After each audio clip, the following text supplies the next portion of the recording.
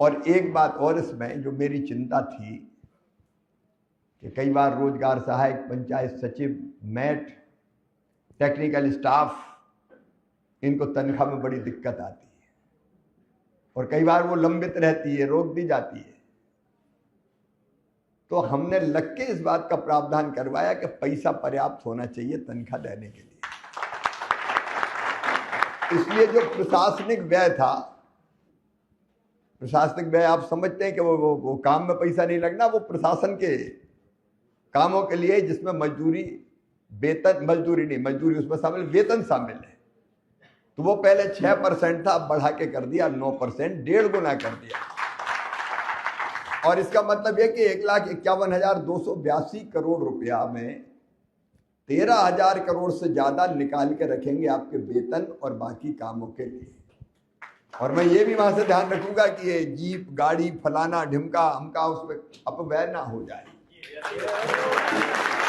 और आपने उसकी कुछ समस्या बताई है तो मैं देख के ये सब राज्यों को फिर मैं कुछ नियमों में ऐसा प्रावधान हो जाए कि वेतन पहले और बाकी चीजें फिर जितनी जरूरी है बाद में।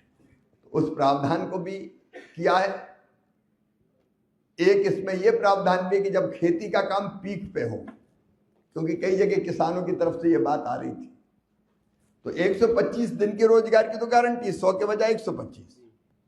लेकिन अगर 15 दिन कटाई के है तो राज्य सरकार को फिर ये अधिकार दिया है कि वो इसको अधिसूचित कर सके कि ये कटाई का या बुआई का समय है, इस समय खेती में ज्यादा काम होता है।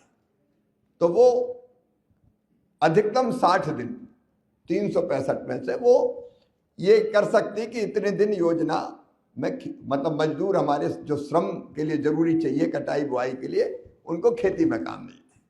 तो ये योजना परफेक्ट है, पुरानी कमियां दूर करने की कोशिश की है, प्रशासनिक व्यय बढ़ा के हमारे काम करने वाले साथियों की जिंदगी में जो मैंने तकलीफें देखी थी उसको दूर करने का प्रयत्न किया गया है।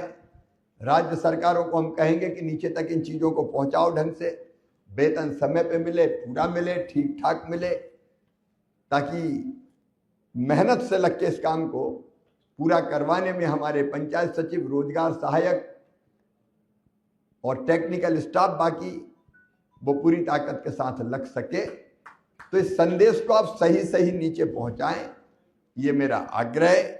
बाकी आपका और हमारा साथ तो जन्म जन्म का साथ है। बेहतरी के लिए जो बेहतर प्रयत्न होंगे वो निश्चित तौर पर करते रहेंगे। कुछ सुझाव आपके आए हैं, उन सुझाव पर विचार करके राज्य सरकार से मैं चर्चा करूंगा।